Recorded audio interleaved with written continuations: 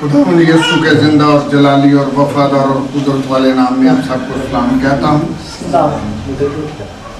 हम 2-3 संडे से आसमान की बादशाही की खुशखबरी के ताल्लुक से कलाम सुन रहे हैं। तो मैं ये सवाल करता हूँ कि किस किस ने ये मैसेज सुने हैं आसमान की बादशाही के ताल्लुक से? किस किस ने ये पैगाम सुने हैं? हाथ खड़े करें। तो कुछ याद भी है। आसमान की बादशाही मसीह का जो दिल पसंद मजमून था ये, और यीशु ने अपनी सारी खिदमत में तरह तरह की मिसालें देकर आसमान की खुशखबरी जो है वो सुनाई, जिससे साफ जाहिर है कि मसीह किस कदर जो है ये चाहता था कि इंसान महकूम ना रहे बल्कि बादशाही करे। बल्कि क्या करे? बादशाही करे। और गुनाहों से तौबा करके आसमान की बादशाही में दाखिल हो। गुनाहों से तौबा करके आसमान की बादशाही में दाखिल हो जाए। मैं आपसे अर्ज करना चाहता हूं कि बहुत सी मिसालें दी, जिनमें से आज एक मिसाल आपके सामने पढ़ते हैं। मत्ती 25 बाब की 31 आयत को यहां से शुरू करेंगे। जब इब्ने आदम अपने जलाल में आएगा और सब फरिश्ते उसके साथ आएंगे, तब वो अपने जलाल के तख्त पर बैठेगा और सब कौमें उसके सामने जमा की जाएंगी। सब कौमें उसके सामने जमा की जाएंगी और वो एक को दूसरे से जुदा करेगा। एक को दूसरे से जुदा करेगा, जैसे चरवाहा भेड़ों को बकरियों से जुदा करता है, और भेड़ों को अपने दाहिने और बकरियों को बाएं खड़ा करेगा। भेड़ों को दाहिने और बकरियों को बाएं खड़ा करेगा। उस वक्त बादशाह अपनी दाहिनी तरफ वालों से कहेगा, आओ मेरे बाप के मुबारक लोगों, जो बादशाही बनाए आलम से तुम्हारे लिए तैयार की गई उसे मीरास में लो। क्योंकि मैं भूखा था, तुमने मुझे खाना खिलाया, मैं प्यासा था, तुमने मुझे पानी पिलाया, मैं परदेसी था, तुमने मुझे अपने घर में उतारा, नंगा था, तुमने मुझे कपड़ा पहनाया, बीमार था, तुमने मेरी खबर ली, कैद में था, तुम मेरे पास आए। तब रास्तबाज जवाब देंगे, जवाब में उससे कहेंगे, खुदावन, हमने कब तुझे भूखा देखकर खाना खिलाया या प्यासा देखकर पानी पिलाया? हमने कब तुझे परदेसी देखकर घर में उतारा या नंगा देखकर कपड़ा पहनाया? हम कब तुझे बीमार या कैद में देखकर तेरे पास आए? बादशाह जवाब में उनसे कहेगा, मैं तुमसे सच कहता हूं कि जब तुमने मेरे इन सबसे छोटे भाइयों में से किसी के साथ यह सलूक किया तो मेरे ही साथ किया। फिर वो बाईं तरफ वालों से कहेगा, ऐ मलाउनो, मेरे सामने से उस हमेशा की आग में चले जाओ जो अबलीस और उसके फरिश्तों के लिए तैयार की गई है। क्योंकि मैं भूखा था, तुमने मुझे खाना ना खिलाया, प्यासा था, तुमने मुझे पानी ना, परदेसी था, तुमने मुझे घर में ना उतारा, नंगा था, तुमने मुझे कपड़ा ना पहनाया, बीमार और कैद में था, तुमने मेरी खबर ना ली। तब वो भी जवाब में कहेंगे, खुदावंद, हमने कब तुझे भूखा या प्यासा या परदेसी या नंगा या बीमार या कैद में देखकर तेरी खिदमत ना की? उस वक्त वो उनसे जवाब में कहेगा कि मैं तुमसे सच कहता हूं कि जब तुमने इन सब से छोटों में से किसी के साथ ये सलूक ना किया तो मेरे साथ ना किया। और ये हमेशा की सजा पाएंगे, मगर रास्तबाज हमेशा की जिंदगी। तो यहां पे भेड़ों और बकरियों का जुदा करना हम देखते हैं, और ये उस वक्त की बात है। ये जो आसमान की बादशाही की बात यीशु कर रहा है, अपने जलाल की बात कर रहे हैं। यीशु मसीह उस वक्त की तरफ इशारा करते हैं जब वो ये 7 साल गुजर जाएंगे जो कि दुख के साल हैं, जो मुसीबत के साल हैं, जिसे याकूब की मुसीबत का वक्त कहा गया है। और ये वो वक्त है जबकि खुदा के लोगों को, इस्राएलियों को और मसीहियों को हैवान जो है खाने के लिए खाना खरीदने ना देगा, सिवाय उनके जिनके माथे और हाथ पर मोहर करे की होगी वो खरीद सकेंगे। लेकिन जिनके हाथों और माथे पर मोहर होगी वो खुदा के गजब का मजा चखेंगे और हमेशा की आग में चले जाएंगे। खुदा के लोग जो है वो हाथों और माथे पर मोहर नहीं लेंगे। ये मेरी बात को सुन लो। आज जबकि नई तहकीक आ चुकी है और बाइबल के मुताबिक ये साबित हो चुका है कि इस्लाम ही हैवान है, और आप जानते हो कि ये जो खुद कुछ बम्बार हैं ये अपने माथे के ऊपर तलवार का निशान डाल करके बिस्मिल्लाह के अल्फाज या अल्लाह अकबर के अल्फाज लिखवाते हैं। बहुतों ने तो अपने माथे को रगड़ रगड़ करके निशान बनवा लिए, जिसको वो कहते हैं मेहराब है जी ये। और कई तो ठीकरी जो है वो उसको गर्म करके लगा लेते हैं, जख्म कर लेते हैं और फिर वो निशान बन जाता है और समझते हैं, लोग समझते हैं ये बड़ा नमाजी है, लेकिन यही असल में वो निशान है। इसके अलावा आजकल वो गन भी निकल चुकी है जिसके वसीला से वो चिप जो है माथे में या हाथों में इंजेक्ट की जा रही है और उसके वसीला से 666 की मोहर जो है वो लगाई जा रही है। और इस 666 की मोहर के ताल्लुक से मैं कई दफा बात कर चुका हूं कि जिसके माथे पर या हाथ पर इसका निशान होगा वो आदमी न खरीदो फरोख्त कर सकेगा, न पहनने के लिए कपड़ा खरीद सकेगा और न सोने के लिए बिस्तरा खरीद सकेगा। ये बड़े दुख का वक्त होगा, ये बड़े दुख का वक्त होगा। और इसके बाद जब यीशु मसीह इन फौजों को जो कि 20 करोड़ के करीब होंगी हैवान की फौजें, इनको अपने मुंह की फूंक से हलाक कर देगा। हैवान और झूठे नबी को पकड़ करके आग और गंधक की झील में डाल देगा। अबलीस को उसका फरिश्ता, यीशु का फरिश्ता पकड़ करके ये अथाह गड्ढे में बंद कर देगा। तो उस वक्त ये जलाल का जो काम है ये शुरू होगा। उस वक्त 1000 साल बादशाह जब शुरू होगी, ये उस तरफ इशारा है जब यीशु मसीह उस दौर में नेकों को बदों से जुदा करेंगे। नेकों को बदों से क्या करेंगे? जुदा करेंगे। और सवाल तो ये पैदा होता है कि रात के वक्त शाम को गडरिया क्यों अपनी भेड़ों को बकरियों से जुदा करता था? वजह क्या थी? सारा दिन तो ये इकट्ठी फिरती हैं, सारा दिन तो ये इकट्ठी चरती हैं, अब क्यों इनको अलग-अलग किया जा रहा है? इनको अलग-अलग इसलिए किया जा रहा है, आपको पता कि भेड़ के जिस्म के ऊपर बहुत बड़ी बड़ी ऊन होती है जो कि सर्दी को बेर कर सकती है, बर्दाश्त कर सकती है, लेकिन बकरी जो है इसके जिस्म पर ऊन नहीं होती।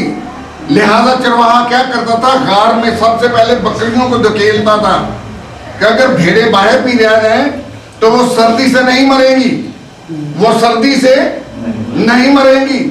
लिहाजा इनको अलग-अलग किया जाता था। और ये जो बकरियां हैं इनको गर्म जगह के ऊपर रखा जाता था। खुदा जानता है कि इनको कैसे जिंदा रखना है, इनकी खुराक क्या है, ये सब कुछ जानता है। और ये जो हवाला हमने पढ़ा भेड़ों को बकरियों से जुदा करने वाला, तो इसमें हमें एक चीज नजर आती है। हम यहाँ पे यीशु मसीह को बतौर जज देख रहे हैं। क्या देख रहे हैं जी? बतौर जज देख रहे हैं। और जज भी ऐसा कि उसके सामने दो बंदे गए हैं, दो फरीक गए हैं। एक को कहता ठीक है भाई तू बरी है, और दूसरे को कह रहा है इन्हों अंदर कर दो भाई। लोग कहेंगे यार कैसा जज है ये कैसा जज है? ना ये सुनता है, ना इसने गवाह बुलवाए, ना वकला हाजिर हुए, वकीलों ने जरा भी नहीं की, और इसने चुपचाप जो है इसने एक को बंद कर दिया, एक को खोल दिया, एक को बरी कर दिया। ये किस किस्म का जज है? अगर तो वो इंसान जज है और वो ऐसा कर रहा है तो इसका मतलब है कि हो सकता है जब ये जुर्म वाक़ हुआ तो जुर्म के वक्त, उसके इर्तिकाब के वक्त जज उस दुकान में मौजूद हो जहां पे चोरी हुई। और यह भी हो सकता है कि अगर जज ने वो चोरी होते देखी है तो फिर ये इंसाफ के तकाजे उस वक्त पूरे होते हैं कि वो गवाही तो दे सकता है, जजमेंट नहीं कर सकता, जजमेंट नहीं कर सकता। लिहाजा उसे दस्तबरदार हो जाना चाहिए उस जजमेंट से। फिर जब वो देख भी रहा है और हो सकता है कि उसने गलत देखा हो, क्योंकि जिस आम को उसने उठाया या जिस चीज को उसने उठाया हो सकता है उसने उसके पहले पैसे दे दिए थे और दुकानदार ने गलती से शोर डाल दिया कि जिसने चोरी की है, इसने क्या किया, चोरी की है। तो इंसान होते हुए गवाह को भी धोखा लग सकता है, लेकिन खुदा के ताल्लुक से जब खुदा ही जज हो, जब खुदा ही जज हो तो वो धोखा नहीं खा सकता, क्योंकि भेड़ें भी उसकी हैं और बकरियां भी उसकी मखलूक हैं। वो भेड़ों और बकरियों को वक्तन फक्तन देखता रहता है, उनकी सृष्टि से वाकिफ है, उनकी गुनाह आलूद जिंदगी को वो जानता है कि इसमें क्या क्या पाया जाता है। लिहाजा यहाँ पे वो जज भी है और वो गवाह भी है। यहाँ पे दुनियावी कानून जो है वो खत्म हो जाएगा, क्योंकि असूल भी हैसियत को देख करके बदले जाते हैं। अगर आप खरीद रहे हो आम तो हो सकता है कि 15-20 ग्राम आम वो दुकानदार आपको दे दे, लेकिन जब आप सोना खरीदोगे तो पूरा पूरा सोना खरीद कर वो आपको वो देगा दुकान का मालिक जो है। उसमें ग्रामों की ज्यादती नहीं होगी, क्योंकि उसकी तो कीमत ही ग्रामों में है, उसकी तो कीमत ही ग्रामों में है। लिहाजा जैसी हस्ती है वैसा ही उसका काम है। और ये शख्स जिसको हम यीशु कहते हैं, असल में यहाँ पे अपनी अलूहियत का ऐलान कर रहा था, क्योंकि यहूदी उसको खुदा और खुदा का बेटा नहीं मानते थे। यहूदी उसको खुदा और खुदा का बेटा नहीं तस्वर करते थे। तो यहाँ वो उनको बता रहा था कि मैं अदालत पे बैठूंगा, मैं अदालत करूंगा, मैं अपने जलाल में फरिश्तों के साथ आऊंगा और जलाल के तख्त पर बैठूंगा। आप चाहे मुझे मानते हो मानो, नहीं मानते ना मानो, लेकिन वो वक्त आएगा कि मैं भेड़ों को बकरियों से क्या कर दूंगा, जुदा कर दूंगा।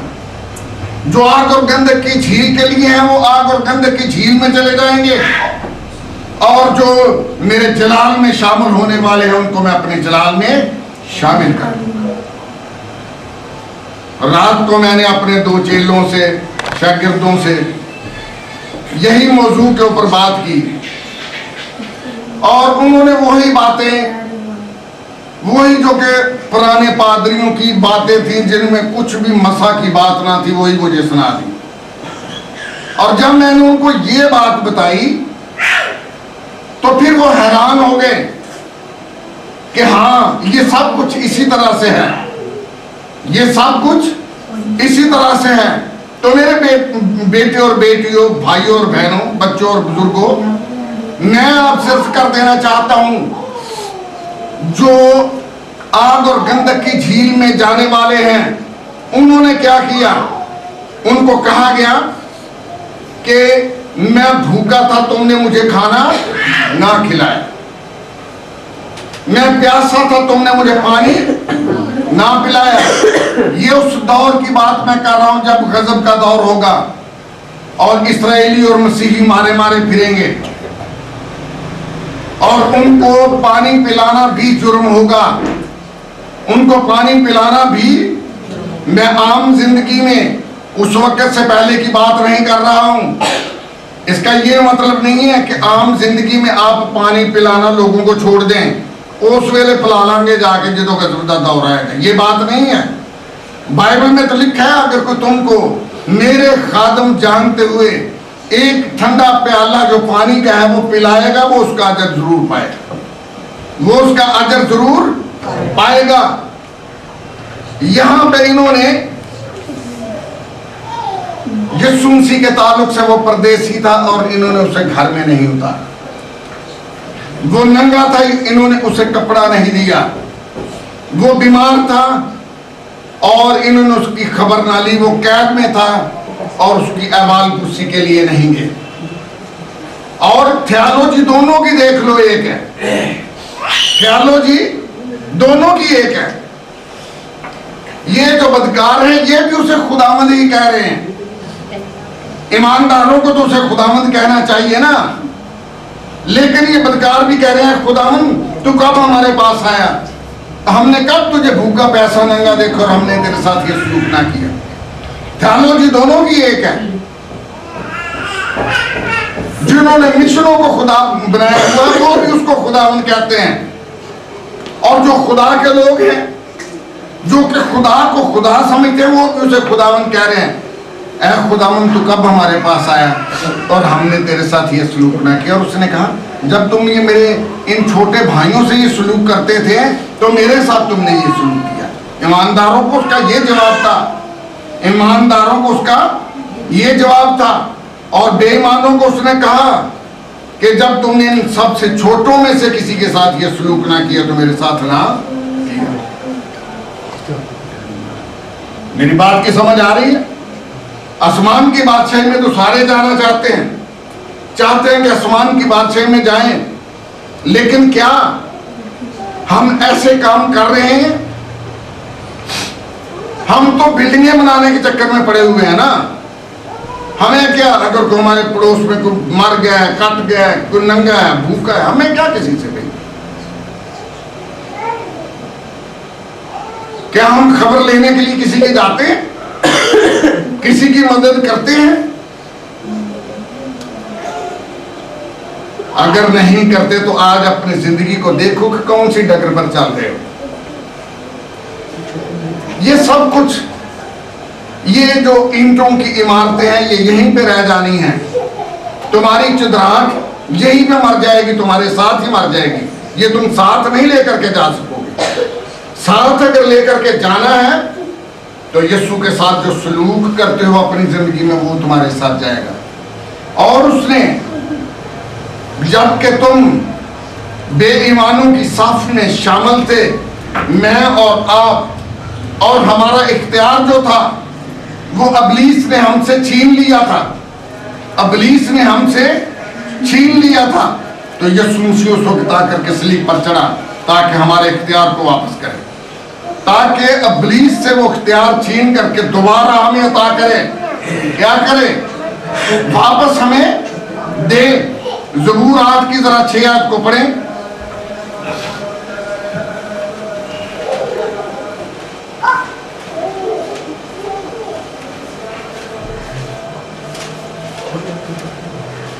तुमने उसे अपनी दस्तकारी पर तसल्लुत बख्शा है, तुमने सब कुछ उसके कदमों के नीचे कर दिया। ये किसके नीचे कर दिया? अगर 4थी आयत को पढ़ें तो ये इंसान के नीचे। जब खुदा ने इंसान को आदमजात को पैदा किया तो उसे इख्तियार बख्शा था, लेकिन जब अबलीस ने उससे गुनाह करवाया तो वो इख्तियार का ताज जो था उसके सर पर से गिरा और उसने अपने सर पर रख लिया। लेकिन यीशु मसीह सलीब पर इसीलिए चढ़ा कि वो इख्तियार, बादशाही का इख्तियार फिर से हमें अता करे, फिर से हमें क्या करे? अता करे। और मैं आपसे अर्ज कर देना चाहता हूं, यीशु इल्मे साबक के मुताबिक बादशाह की हैसियत से पैदा हुआ, मरकर दफन हुआ और तीसरे दिन मुर्दों में से जिंदा हुआ, और उसने गुनाह और मौत पर फतह हासिल की। वो सब चीजों का वारिस है और वो बादशाहों का बादशाह और दुनिया के सब बादशाहों पर हाकिम है। उसने अपने ईमान लाने वालों को आसमान की बादशाही में दाखिल किया है। उसने अपने ईमान लाने वालों को आसमान की बादशाही में क्या किया है? दाखिल किया है। और मैं आपसे अर्ज कर देना चाहता हूं कि यही वजह है कि मुकाशफा में लिखा है कि उसने अपने खून के वसीला से हमको गुनाहों से खलासी बख्शी और हमको बादशाही भी और अपने खुदा और बाप के लिए कायम भी बना दिया। और फिर मुकाशा 5 की 9 से 16 को पढ़े तो वहां लिखा है, तूने ज़बा होकर अपने खून से हर एक कबीला और अहले ज़बान और उम्मत और कौम में से खुदा के वास्ते लोगों को खरीद लिया, चुन नहीं लिया। क्या किया? खरीद लिया और उनको हमारे खुदा के लिए एक बादशाही और कायम बना दिया। उनको हमारे खुदा के लिए एक बादशाही और कायम बना दिया। वो जमीन पर बादशाही करते हैं, तुम बादशाही करते हो उसमें। ये अजीम खुशखबरी है कि ईमानदार मसीह के साथ मिलकर बादशाही करते हैं। लिहाजा कलीसिया एक बादशाही है। कलीसिया क्या है? एक बादशाही है जो खेत में छुपे हुए खजाना की मानद है, जिसकी कदर उस वक्त होती है जब वो हाथ में आती है, जिसकी कदर उस वक्त हमें नजर आती है जब वो हमारे हाथ में आती है, कब्जे में आती है। और मैंने इसके बारे में बताया था कि उस शख्स ने जो कि खेत का मुजारे था, जिसको खजाना मिला और उसने सब कुछ बेच दिया और उस खेत को जाकर के खरीद लिया। हो सकता है कि उसके बीवी बच्चे उसको पागल कहते हो, ये पागल हो गया, अब तो ये घर के जो है ये बिस्तर भी बेच रहा है, अब तो ये भी बेच रहा है। इसने तो प्याली भी एक नहीं छोड़ी, इसने तो एक प्याली भी नहीं छोड़ी। लेकिन जब उस शख्स ने वो खेत खरीद लिया, जब उस पर उसका कब्जा हो गया, और मैं ये समझता हूँ कि उसने जाकर के उसके ऊपर, उसी जगह के ऊपर एक झोंपड़ी जो है वो खड़ी की और अपने बीवी बच्चों को, माँ बाप को, बहन भाइयों को कहा कि आओ मैं तुम्हें दिखाऊं जिसके लिए मैंने सब कुछ बेच दिया, जिसके लिए मैंने सब कुछ बेच दिया। और मैं समझता हूं कि जब उसने उस खजाने के ढक्कन को खोला होगा तो सब शुशदर रह गए होंगे, सब परेशान हो गए होंगे। देख करके उनकी परेशानी की कोई हद नहीं रही होगी कि इसने इस खजाने के लिए तवज्जो की है। अब हम बादशाहों की तरह जिंदगी बसर करेंगे, अब हम बादशाहों की तरह रहेंगे, अब हम बादशाहों की तरह खाएंगे, अब हम बादशाहों की तरह पहनेंगे। मेरे अजीज दोस्तों, जब उसने अपनी जान दे करके आपको अपनी बादशाही में शामिल कर लिया है, तो फिर हमारा ये फकीरों की तरह रहना क्या अच्छी बात है? मैं कहता हूं कि जिन लोगों ने आसमान की बादशाही को समझ लिया, उन्होंने सूरज और चांद को थमा दिया। क्या कहा था यीशु ने? ऐ सूरज और चांद ठहर जा, वादी अय्यालून पर ठहरा रहे जब तक के खुदा की उम्मत जो है ये जंग को जीत ना ले। और सूरज और चांद को ठहराने का मतलब क्या था? कि सारी कायनात को उसने खड़ा कर दिया था, सारी कायनात वहां पे खड़ी हो गई थी। और अगर सिर्फ चांद और सूरज ही ठहरा रहता तो हो सकता है कि कोई सियारा तसादम कर जाता, एक दूसरे से टकरा जाते। यानी कि उसने सब कुछ को ठहरा दिया। जिन लोगों ने इस बादशाही को समझ लिया, उन्होंने मुर्दों को जिंदा कर दिया। उनके वसीला से बांझों के रहम खुल गए। मैं कहता हूं आज भी आप अगर समझते हो कि तुम खुदा की बादशाही के वारिस हो, तो उन रहमों को हुक्म दो जो कि बंद है, ताकि खुदा के जो कानून है उसके मुताबिक औलाद जो है वहां से निकले। खुदा औलाद बर्पा करे, बीमारों को अच्छा करे, मुर्दों को जिंदा करें। आप आसमान की बादशाही के वारिस होने के नाते ये कर सकते हो। आसमान की बादशाही के वारिस होने के नाते ये सब कुछ कर सकते हो। और अगर आपका यही हाल है कि आसमान की बादशाही में तो दाखिल हो गए लेकिन शक की निगाह से देखते हो, तुम्हें आसमान की बादशाही की कदर का ही नहीं पता। तो मैंने मिसाल दी थी उस औरत की जिसका बेटा अमेरिका में चला गया था, एक ही बेटा था, और वो हर महीने उसको जो है वो $100 भेजता था। $100 का उसके लिफाफे में आना, उसे पता ये था कि ये तस्वीर है, उसे पता नहीं था कि ये पैसे हैं। और वो खुद लोगों के घरों में झाड़ू दे करके उनके बर्तन साफ करके रोटी खाती और सो जाती। लेकिन एक दिन एक खुदा के बंदे ने उससे पूछा कि बहन जब से तेरा बेटा गया उसने तुझे कुछ चिट्ठी नहीं लिखी? उसने कहा कि चिट्ठी तो वो लिखता है, हर महीने उसकी चिट्ठी आती है, लेकिन उसमें सिर्फ एक तस्वीर होती है।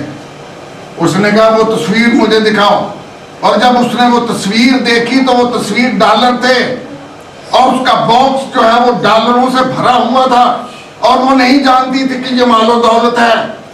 ये क्या है? मालो दौलत है। मैं आपसे अर्ज कर देना चाहता हूँ, आसमान की बादशाही की कदर करने वालों, तुम्हें उसकी कदर की समझ नहीं है कि उसकी कदर क्या करनी चाहिए। हमें उसकी कीमत का अंदाजा ही नहीं है, हमें उसकी कीमत का अंदाजा ही नहीं है।